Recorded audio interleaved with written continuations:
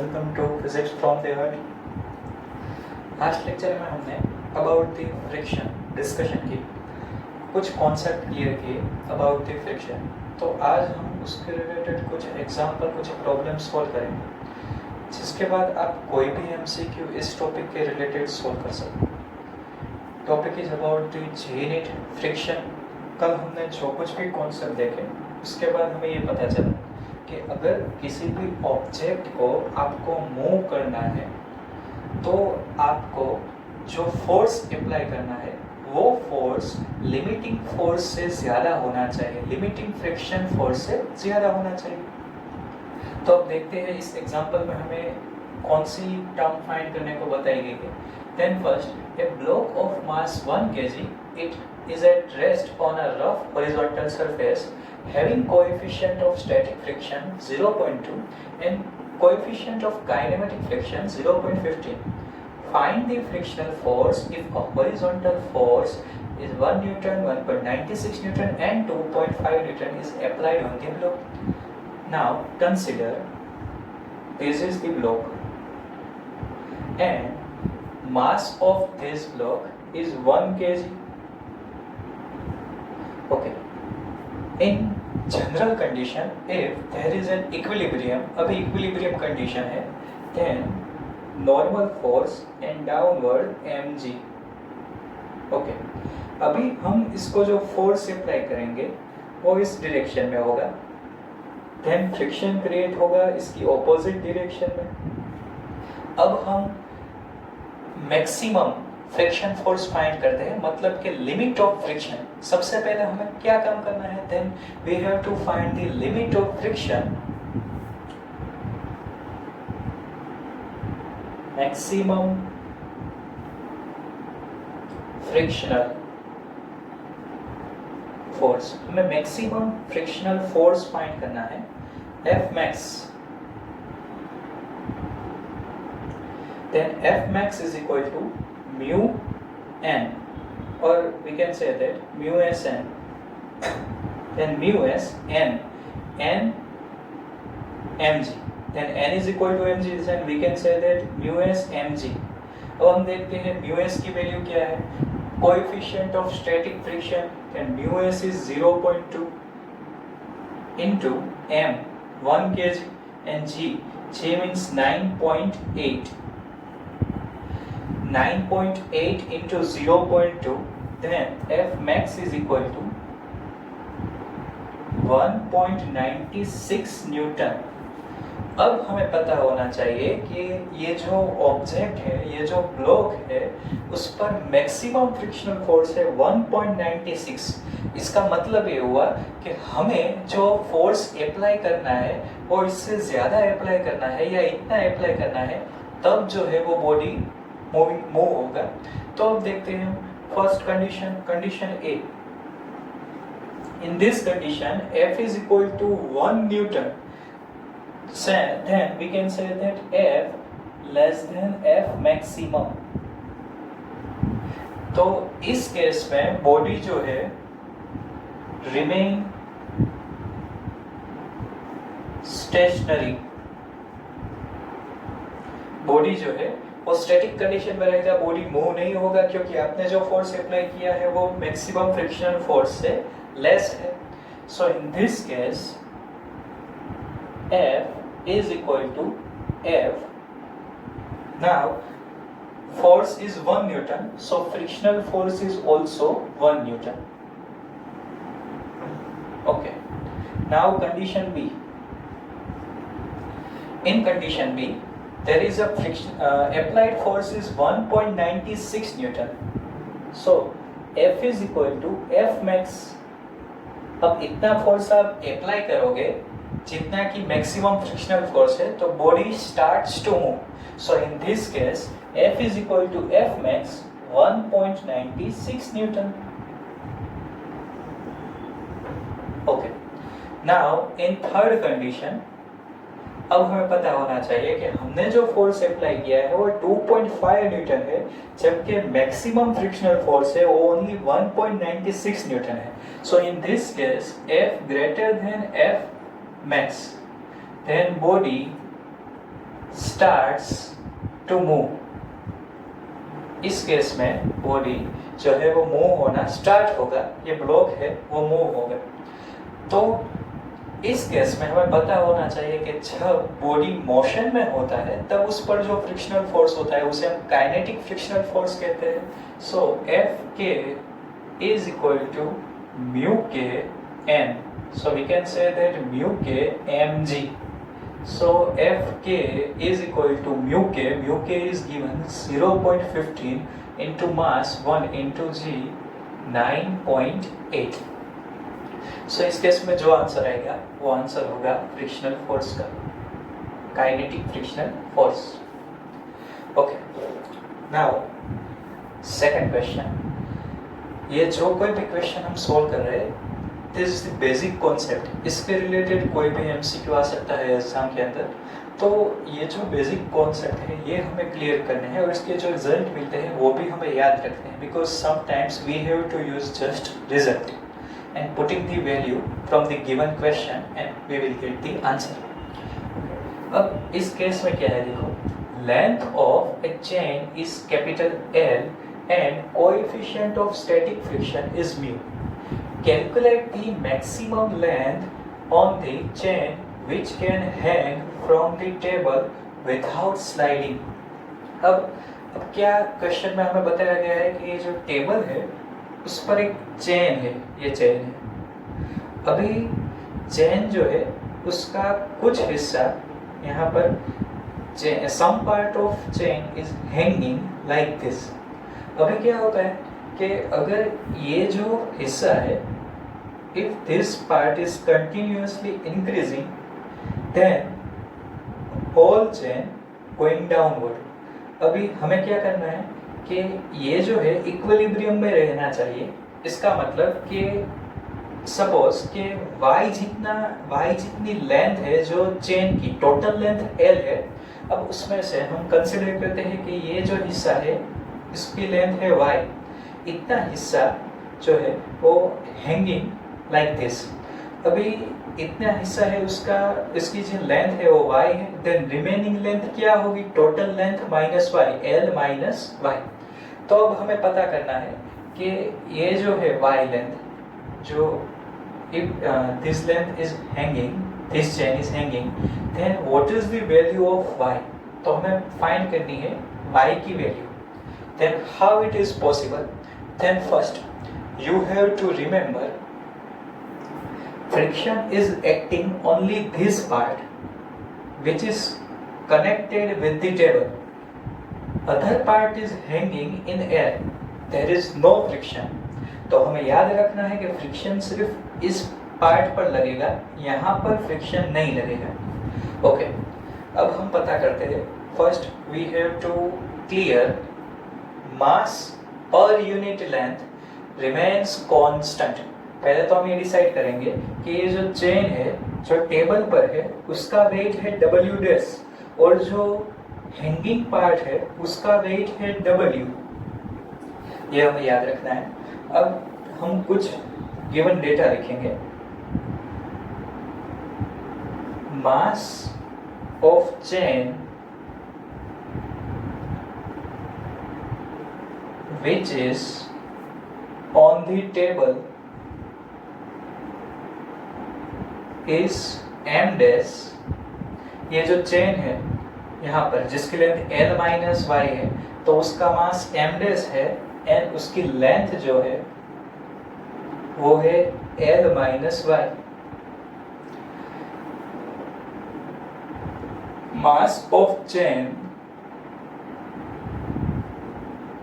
which is hanging, यानी कि ये is small m and उसकी जो लेंथ है वो होगी y। मास पर unit length is always remain constant। so first consider करते हैं हम, तो मास पर unit length, total mass chain का m है एंड टोटल लेंथ जो है वो l है। So total mass of chain is m, total length is L. So m by L is equal to, अभी जो इतना पार्ट है उसका मास हमने कंसीडर किया है m डैश और वो लेंथ है L minus y. So m dash divide by L minus y. So in this case m dash is equal to m by L and L minus y. तो weight कितना होगा? तो wait हम दोनों side g से multiply कर दें, then w dash is equal to m by L minus y g. Equation number 1. ये जो पार्ट है हमने इसके लिए कंसीडर किया. Now hanging part, same process for the hanging part. m by l is equal to, ये जो hanging part है उसका मास होगा m, हमने कंसीडर किया है mass of chain which is hanging is small m and उसकी लेंथ है y. So in this case m is equal to m by l y. And अभी हम वेट फाइंड करेंगे तो दोनों साइड g से मल्टीप्लाई कर देते हैं. w is equal to m by l y into g. Equation number 2. अभी हम कंसिडर करते हैं कि इक्विलिब्रियम कंडीशन है. अगर इक्विलिब्रियम कंडीशन होगी तो यहाँ पर जो फोर्स है वो फोर्स इसके बराबर होना चाहिए. अब याद रखना है कि यहाँ पर फ्रिक्शन फोर्स भी लगता है, यहाँ पर फ्रिक्शन नहीं लगता. तो हमें याद रखना है इन इक्विलिब्रियम कंडीशन, अगर इक्विलिब्रियम कंडीशन है तब की बात है, because this part is hanging, whole chain is not going downward, it means there is an equilibrium condition. यहाँ पर इक्विलिब्रियम कंडीशन है तो यहाँ पर जो फोर्स लगता है वहाँ उसे हमें क्या करना है, तो उसे हमें मल्टीप्लाई करना है with coefficient of friction. So यहाँ पर जो वेट है वो है W dash is equal to, इसका जो वेट है वो है W. बट हमें क्या याद रखना है, तो ये जो पार्ट है वहाँ पर फ्रिक्शन लगता है बिकॉज ये पार्ट है वो टेबल के कनेक्शन में है, then there is a friction between them. तो यहाँ पर हमें म्यू से मल्टीप्लाई करना है. Okay, now we have the value of both, then mu into W dash m by L minus y into g is equal to W m by L into y into g. G cancel, m by L cancel, then mu L minus mu y is equal to y, then y is equal to mu L divided by 1 plus mu. तो ये जो result है वो हमें याद रखना है, क्योंकि in some question there is a given data in the question. कुछ नंबर्स हो गए, आपको फ्रिक्शन कोएफिशिएंट ऑफ फ्रिक्शन दिया होगा, आपको लेंथ दी होगी टोटल, तो आपको सिर्फ इस इक्वेशन में वैल्यू पुट करनी है and you will get the answer. So ये रिजल्ट आपको याद रखना है. Okay, now third question and one type of complicated question, how to solve it. JEE और नीट में बहुत सारे क्वेश्चन फ्रिक्शन के रिलेटेड होते हैं, तो उसमें इस टाइप के क्वेश्चन कुछ ज़्यादा होते हैं. Okay, now see in the question, a block of mass small m rests on a rough horizontal surface as shown in figure A and B. ये दोनों फिगर में इस तरह से कुछ फोर्स लगते हैं जिनका एंगल है with vertical direction. Coefficient of friction between block and surface is mu. A force F is equal to mg act on at an angle theta with the vertical side of the block. Find the condition for which the block will move along the surface. Okay. अब इन दोनों condition में हमें क्या बताया गया है, तो block जो है वो एक सरफेस पर है. अभी सरफेस और ब्लॉक के बीच में फ्रिक्शन है. अब आप फोर्स अप्लाई करोगे, अब आप फोर्स अप्लाई करने वाले हो, तो आप जब फोर्स अप्लाई करोगे तो ज़रूरी नहीं कि ब्लॉक स्टार्ट्स टू मूव.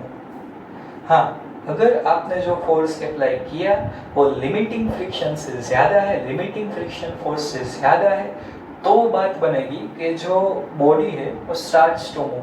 तो आपको वो फोर्स फाइंड करना है, वो हॉरिजॉन्टल फोर्स फाइंड करना है कि जिससे ये ब्लॉक मूव करे. Okay, in the first condition, condition A, पहले हमें इसमें फ्री बॉडी डायग्राम ड्रॉ करना होगा। Okay, mass is m, then downward is mg, upward is n। Okay, अभी फोर्स जो है वो कुछ इस तरह है थीटा। अगर ये mg है तो ये जो पार्ट है ये इसका एडजेसेंट साइड, तो इसे हम कहेंगे mg cos थीटा। तो ये ऑपोजिट पार्ट है, इसे हम कहेंगे mg sin थीटा। ओके, अभी फ्रिक्शन इस डायरेक्शन में लगेगा। अभी याद रखना है कि हॉरिजॉन्टल फोर्स कौन सा है, तो mg sin थीटा। ये जो पार्ट है ये है हॉरिजॉन्टल। ओके, अब दूसरी बात कि अब ये हम नेट फोर्स फाइंड करेंगे जो नॉर्मल रिएक्शन है। नॉर्मल मीन्स के हमें सबसे पहले क्या फाइंड करना है, तो हमें फाइंड करना है मैक्सिमम फ्रिक्शनल फोर्स। अगर हम मैक्सिमम फ्रिक्शनल फोर्स से ज़्यादा फोर्स अप्लाई करते हैं तभी ये ब्लॉक है वो मूव होगा। तो first we have to find the maximum frictional force.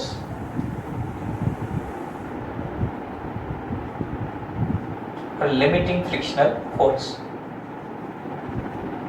F max is equal to mu s n, then F max is equal to mu।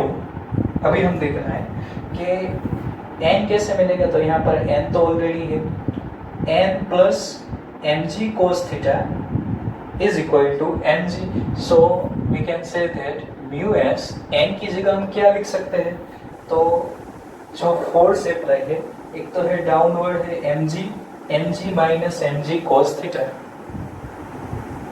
mg minus mg cos theta for motion of the body.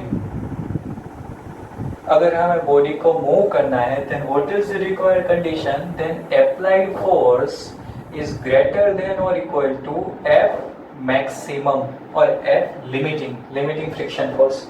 हम जो force apply कर रहे हैं वो limiting force से ज़्यादा होना चाहिए। अब हमें पता है कि हम कौन सा फोर्स अप्लाई कर रहे हैं, तो याद रखो mg नहीं है, वो अप्लाइड फोर्स हॉरिजॉन्टल फोर्स है, बिकॉज ब्लॉक है वो मूव होगा in the horizontal direction. So applied force we have to consider mg sin theta. So mg sin theta must greater than और equal to F maximum. F maximum है mu s mg minus mg cos theta. Okay, अभी mg common निकलेगा यहाँ से, mg cancel. So sin theta mu greater than equal to mu s 1 minus cos theta.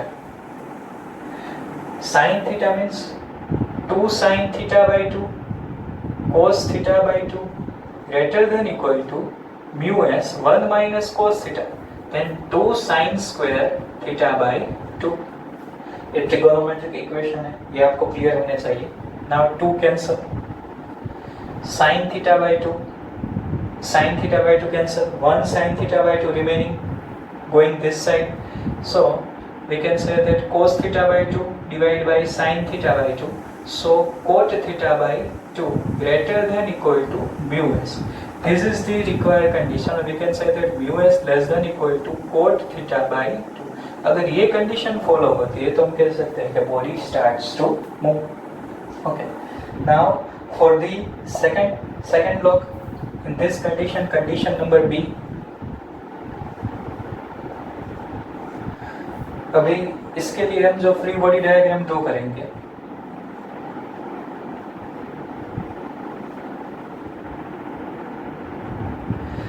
अभी देखना है हमें कि force is like this angle is theta. अभी इस तरह से फोर्स है तो इसके दो कंपोनेंट होंगे, एक ये और एक ये। अभी ये जो एंगल बन रहा है वो ये है, तो हम ये बता सकते हैं कि ये जो है इसका एडजेसेंट कंपोनेंट है। इसका मतलब कि ये फोर्स अगर mg है तो ये होगा mg cos थीटा, और ये होगा mg sin थीटा। अभी हमें देखना है कि इस केस में mg और mg cos थीटा दोनों एक ही डायरेक्शन में है। So calculating same for this question like this condition. So in this case maximum frictional force,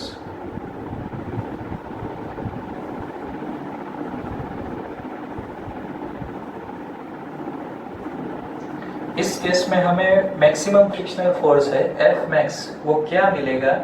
तो जो इस कंडीशन में मिला था ऐसे ही, लेकिन यहाँ पर ऑपोजिट डायरेक्शन थी, सो माइनस था। In this case mg cos theta and mg both are acting in same direction, so यहाँ पर एडिशन होगा। So mu s mg plus mg cos theta. Okay, now for the motion of the body,